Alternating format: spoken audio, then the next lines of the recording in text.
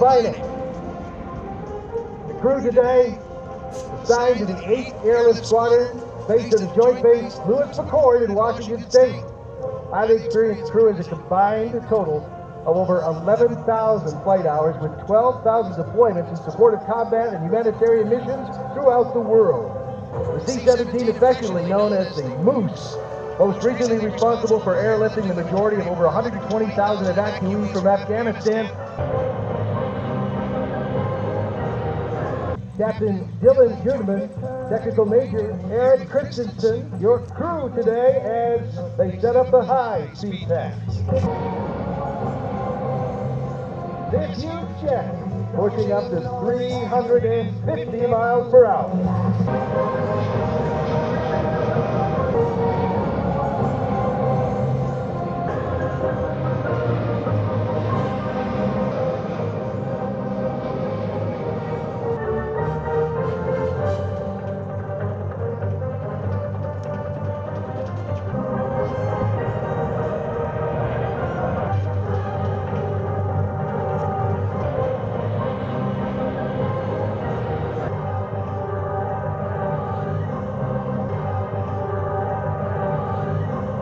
With the F-117 engine. Same engine used on a Boeing 757.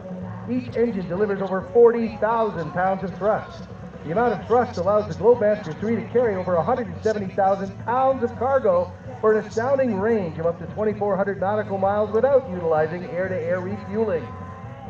Next, approaching from the right, the aircraft will perform a slow speed pass.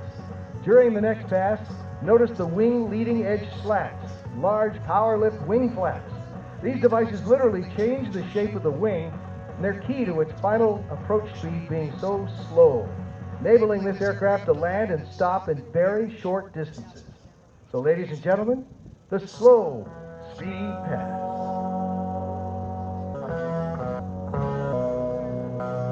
Your best opportunity for a video, for a photograph, as it approaches show center now, going slow.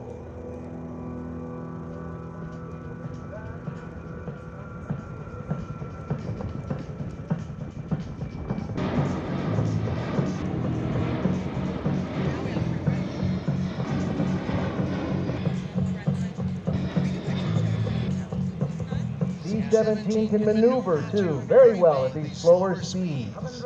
It uses a quadruple redundant fly-by-wire system for the operations of flight control. The ability to fly at slow speeds, demonstrating its advanced aerodynamics in action. This is combined with 4 separate flight control computers. As the aircraft approaches from the left, please notice the upturned wingtips or winglets. These decrease aerodynamic drag and increase fuel economy. To give you a better idea of the aircraft's overall size, those winglets are nearly 9 feet tall.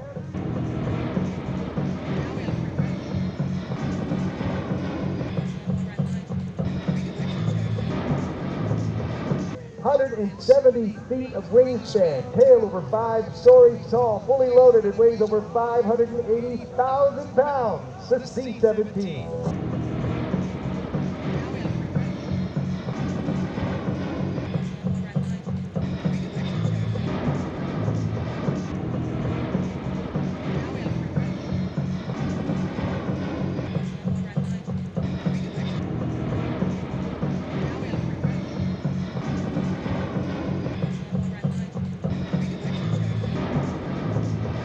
Interesting facts, too, about these long missions the crew are called upon. As you can see, the C-17 is extremely maneuverable, both high and low speeds. Air Force personnel routinely flying 24-hour missions with a single crew. Heavy-duty landing gear allows it to land on surfaces such as cement, sand, dirt, even ice. The most basic crew complement required to operate a C-17 is merely 2 pilots and 1 loadmaster since production began. As a result of this, C-17s have been in over 180 countries and literally every continent in the world. They're on important missions. And we think not only of their crews, but their families left behind as well. Lastly, all current Air Force crews are trained in the use of night vision goggles too. They spend a lot of time in these jets as we dedicate to them this beautiful, graceful circle in the huge C-17.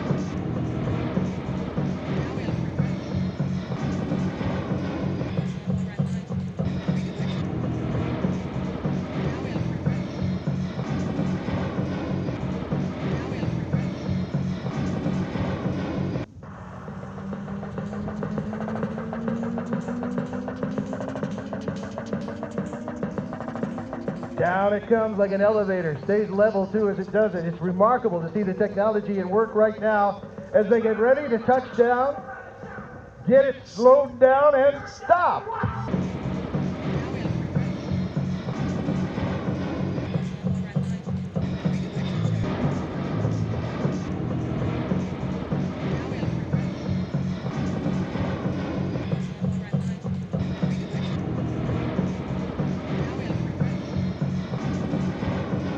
Which gives it increased maneuverability while offloading cargo and the capability to operate at smaller, unsupported airfields.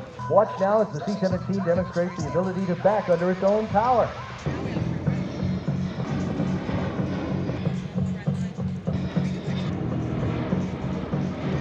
This concludes today's demonstration, and on behalf of the men and women of the United States Air Force Air Mobility Command at Joint Base Lewis McChord, Washington, the crew thanks you for being with us today and hope that you've enjoyed this brief look at the C-17 Globemaster 3. All maneuvers you've seen here today are examples of those flown by our operational air crews on a regular basis as they provide the highly responsive and flexible airlift capability for America. The United States Air Force core airlifter and workhorse, which will continue to provide rapid global mobility for America today, tomorrow, and well into the 21st century.